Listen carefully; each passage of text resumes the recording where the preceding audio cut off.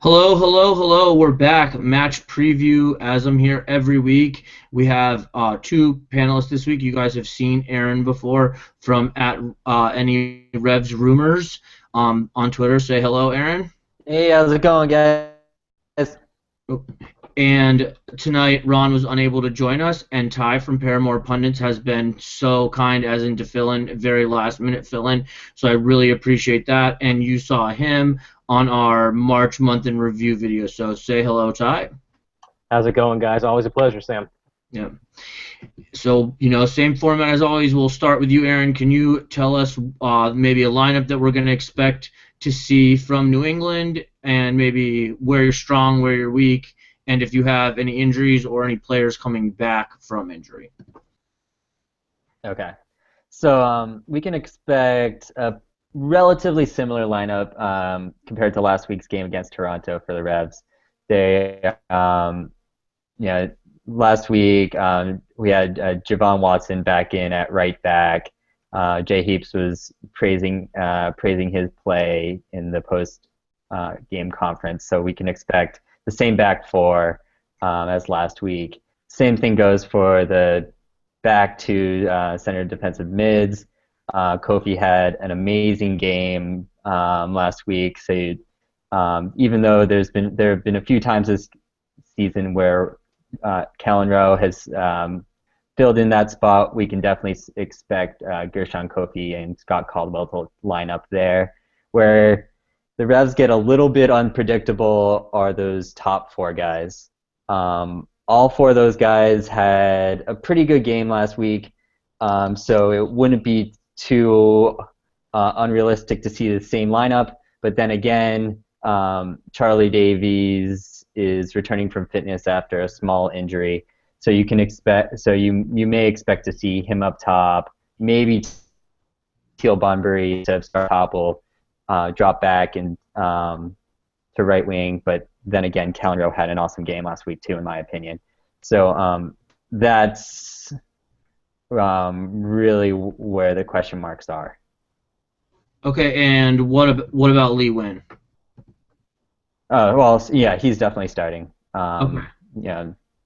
Yeah, he's essentially the heart of the Revs attack, Okay. especially as far as creativity is concerned. And then you mentioned that your right back played a good game and that we'll see him, but you didn't say anything else about your center back pairing or your left back. So who should we expect to see there? Well, yeah. So those guys have been pretty consistent starters this season. Chris Tierney on the left has a killer left foot, so Orlando needs to watch out for that. And then Jose Gonçalves and Andrew Farrell have been only getting better as a center back pairing. So you can definitely expect them to start too. Okay, great. And Ty, same type of question for you, just in relation to Orlando City, and I have a feeling it is not going to be as easy to answer as Aaron's was.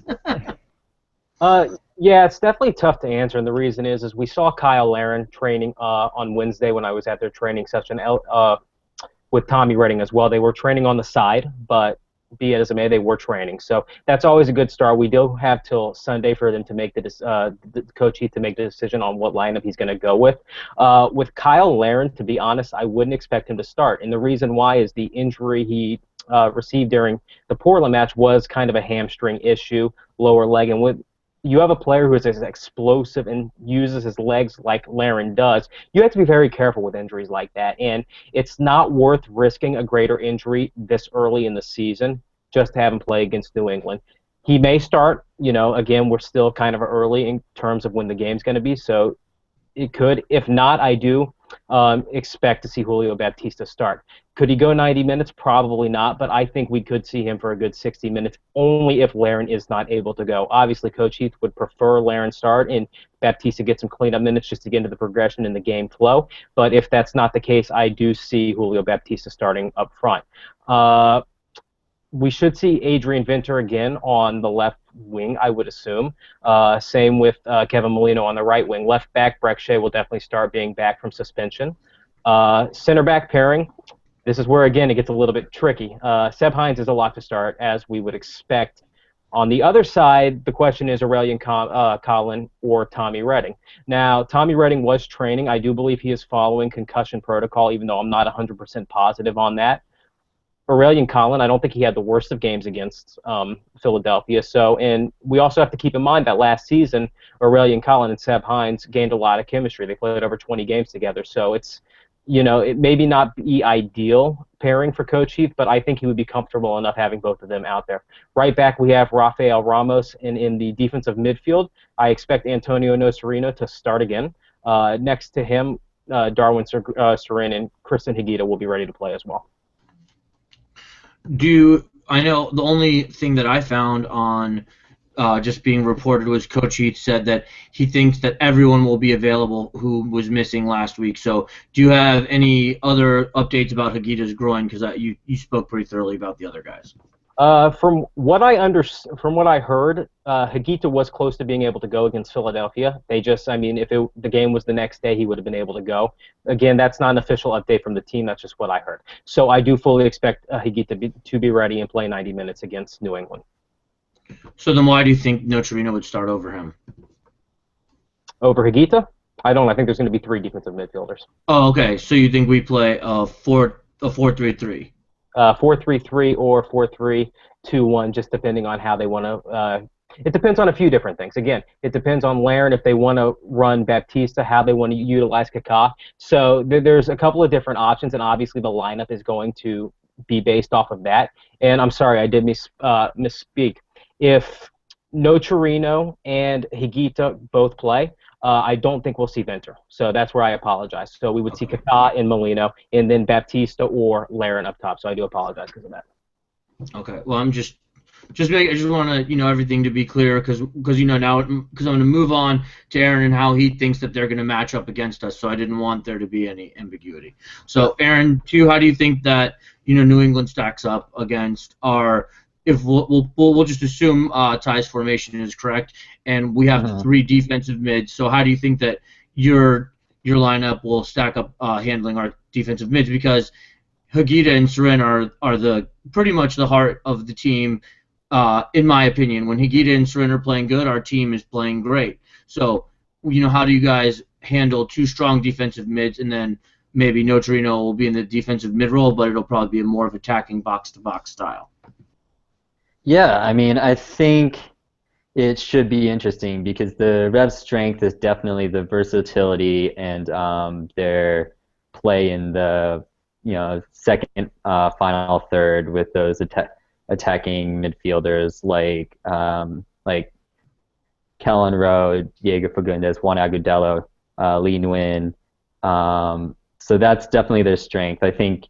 I saw an article this week saying that they were the top team for the number of passes in the final third so far this season. And they've always been up there in the past couple of years too. So I think playing with a good number of defensive mids is probably advantageous for Orlando, and that might help neutralize some of that play in the final third. But I still think it's a dangerous matchup. With that creativity all focused in that final third. Okay, and I took a quick glance at just your guys' results, and it's a win, a loss, and a bunch of draws. And, I didn't really see any of the games that stood out to me. It looked at New England was pretty low scoring. So, if we're going to sit back with our 3 defensive mids, why do you think that New England can break that down?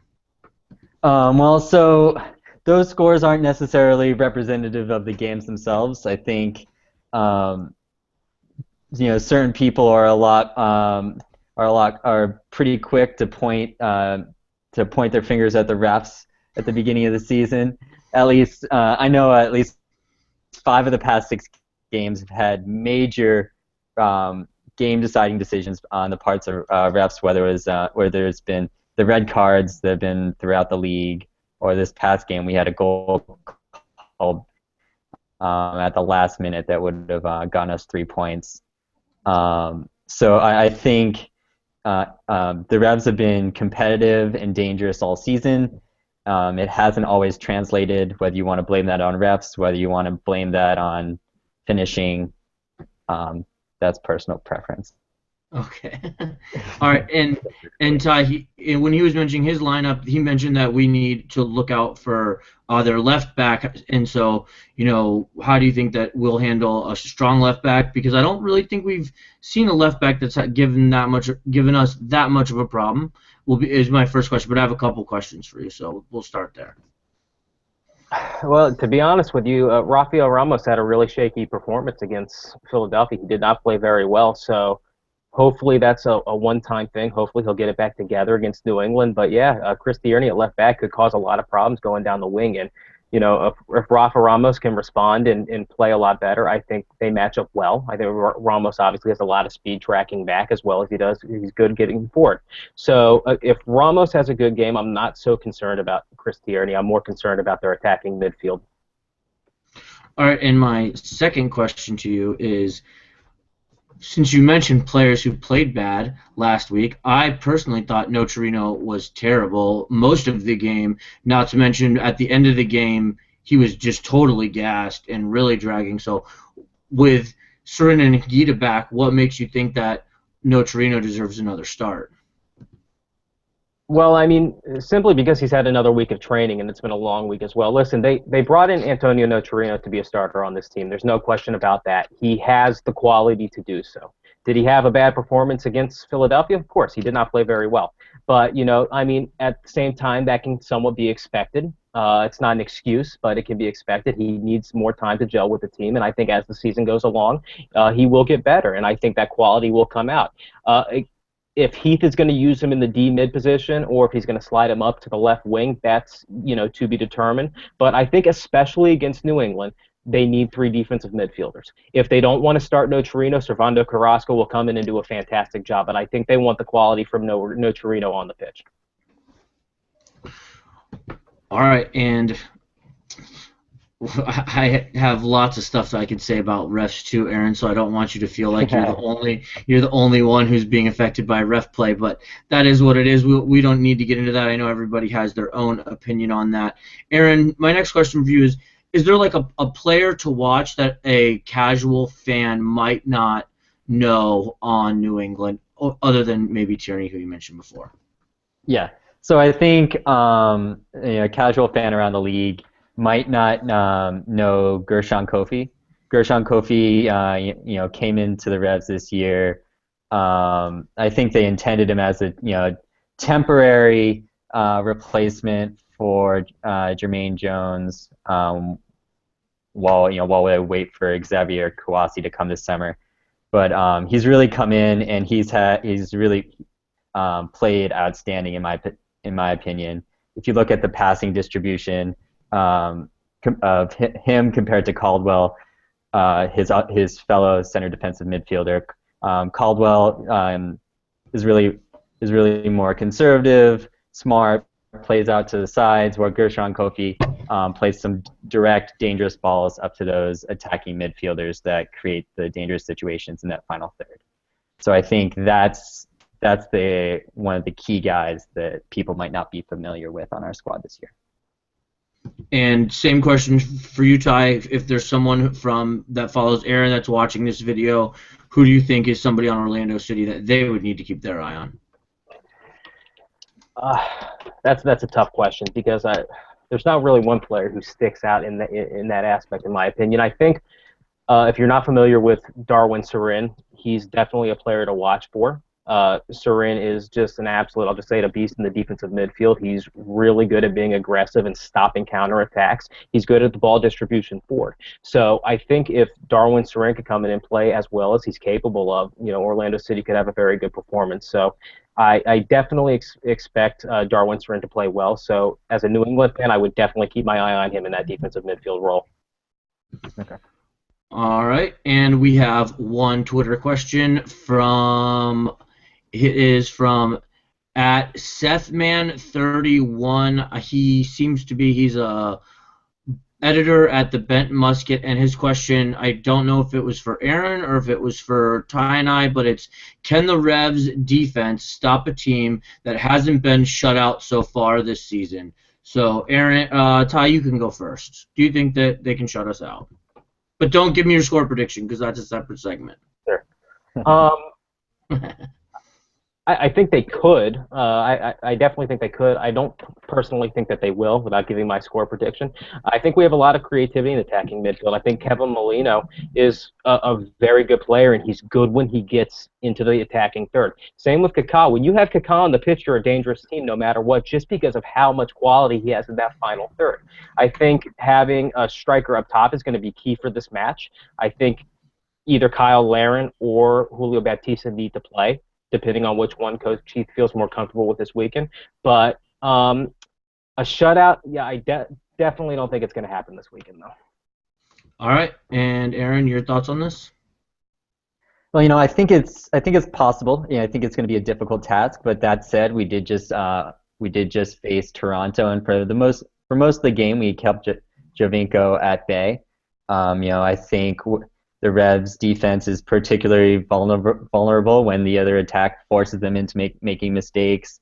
Gets quick on the counter if Watson or Tierney are up towards the other end of the pitch. But I think it's possible. Caldwell and Kofi have been playing great in the center defensive mid roles, and so have Farrell and Gonçalves. So I definitely think they can do it. Whether they do, that's a tough one. All right, and my 2 cents on this question is I think it depends on where Kaká plays for our team, because when Kaká plays up top, like he did last week in Philadelphia, I think I'm not going to say it's a wasted place for Kaká, because obviously he can finish if he gets the opportunity, but at the same time, we didn't bring him in to play striker, and I understand last week might be an anomaly. We were very shorthanded. We were facing injuries, so I don't expect Kaká to play up top. When he plays up top in a 4-4-2 like he did against Portland, I thought that he was great for the couple of minutes while him and Larin were on together, and then that game flow was just much different than last week in Philadelphia. For whatever reason, I think if Kaká plays in the middle, Orlando City is much more creative and much more, I guess, attack forward in a 4-2-3-1 than when Kaká's the lone striker at the top of the 4-3-3. So that's just my 2 cents. Ty, is there anything that I said that you would want to follow up on? No, I agree with you 100%. I think Kaká's best in the attacking midfield going forward with the striker in front of him. You saw the quality with him, especially on that play against Portland where he had the 1-2 give and go with Breck Shea. That's the type of creativity that he brings in the final third into the box that we need to score goals. He doesn't need the man to be the man up top shooting the ball to score. Obviously, he's a good finisher. Of course he is. But we're better off utilizing his strengths in the attacking midfield than we are having him up top.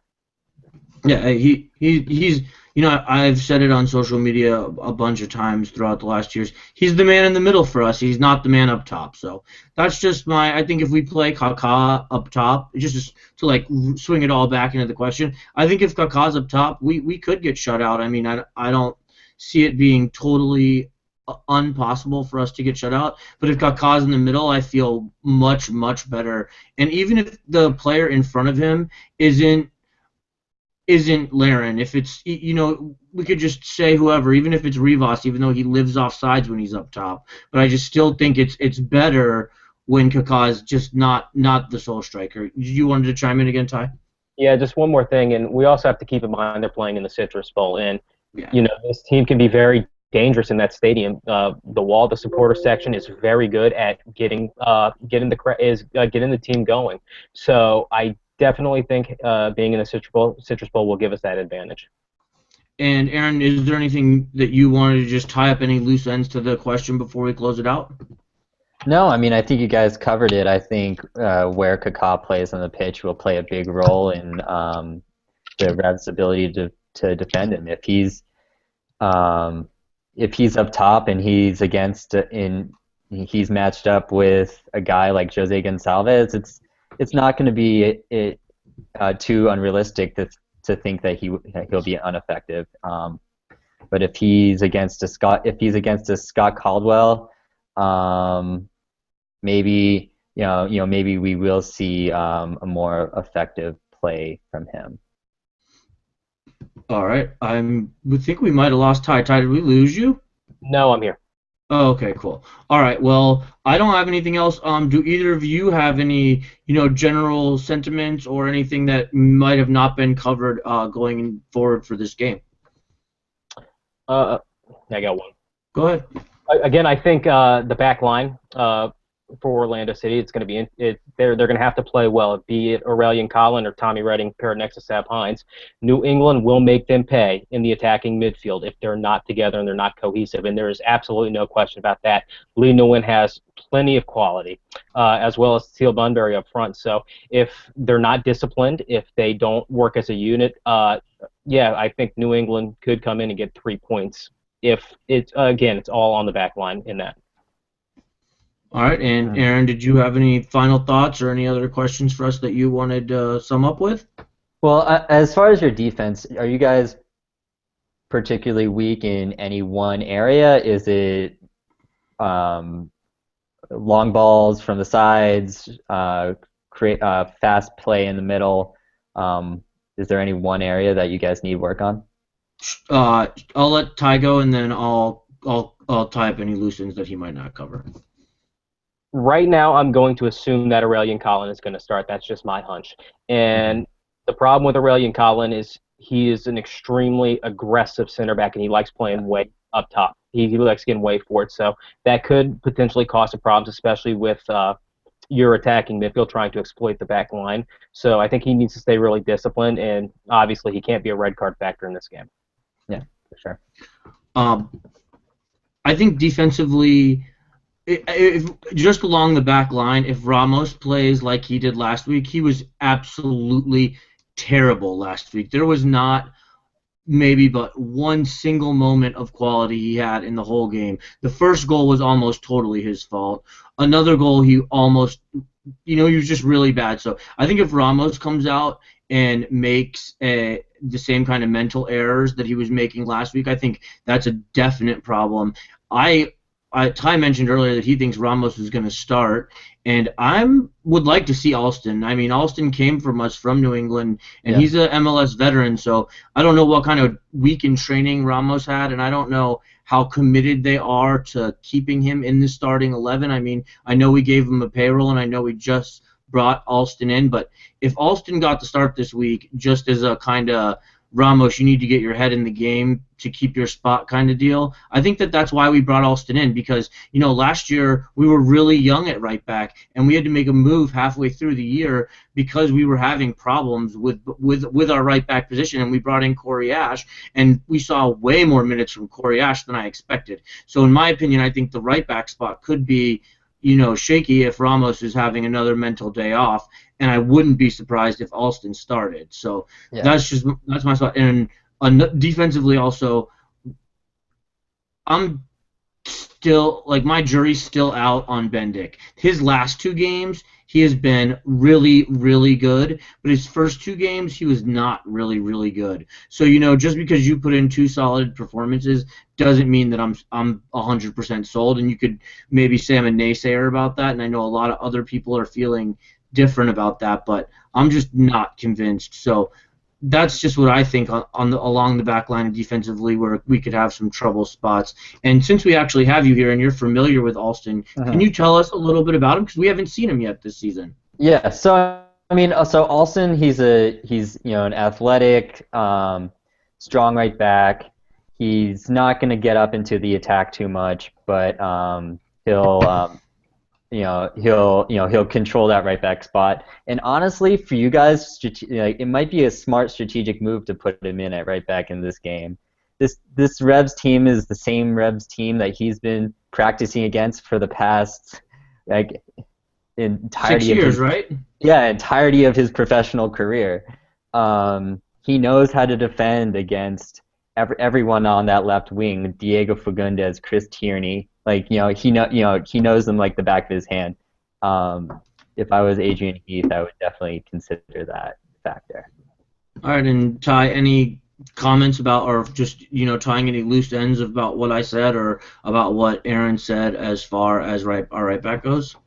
Well, that's actually a very good point that Kevin Alston does know the Revolution very well. I think, as you said, Alston being more of a defensive right back, it's very key in Adrian Heath's system for our right back to get forward on the attack. That's just how we've always played, and that goes to Ramos' strength. I do think it's something that will be considered, but I think come game time, Ramos is going to get the start. Okay. All right. And my last question for you, Aaron, is where's Juan Agudelo? I haven't heard much about him this season. He was like on some kind of breakout campaign last year, and then this year I've heard really nothing about him. Well, yeah. So I mean, the Revs are definitely gifted in the attacking midfield, striker. Well, not necessarily striker, but the attacking category.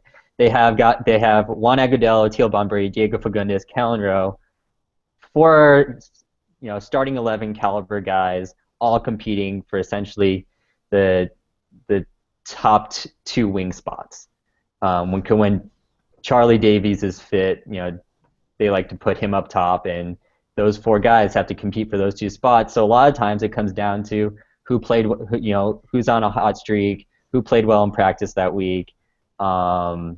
It really comes down to those factors to who gets the start. Callan Rowe has been playing amazing recently. Diego has been playing well. He was a lot better at the beginning of the season. He's starting to cool off now, it seems. But we'll see who starts. It's hard to predict. Okay. All right. Well, I have no other talking points. And you guys, anything else from you, Ty? No, I think we covered it pretty well. All right. So score predictions. Ty, I'll let you go first. You seem like you already had your mind made up, so all you. I personally think it's going to be a 1-0 towards Orlando City. Okay, plain and simple. And Aaron, you? Okay, I think I think both teams are going to get on the score sheet. I'm saying 2-1 Revs. You'll have one goal from one of the typical characters, whether it's a lead and win, and I'm predicting first career goal from our substitute striker Femi Hollinger Jensen. Third round draft pick, but he's been every time he's subbed on this season, he's been creating a lot of havoc for the defense. So in those late minutes, I'm predicting he's going to get a first goal this week. All right, and I think defensively, no matter who starts for our team at center back or right back, I don't think we're strong enough to keep the Revs clean. So I don't think we're going to have a shutout. At the same time, I don't know if the Revs are going to be able to keep us off the score sheet either at home.